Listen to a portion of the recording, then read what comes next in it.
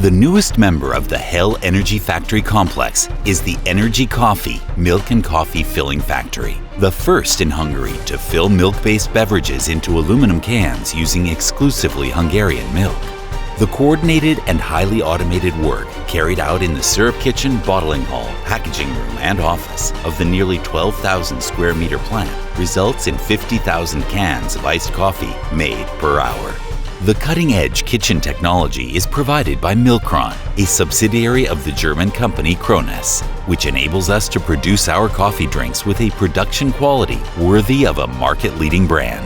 During the manufacturing process, our products receive 3 different courses of heat treatment, and the finished goods are made in adherence to the strictest of hygiene regulations.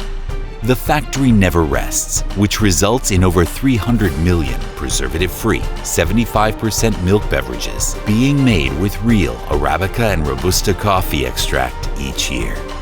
We are proud to send off our Energy Coffee products, which have obtained market-leading status in just under a year, from our very own world-class factory, which brings an extra burst of energy to all the latte lovers out there.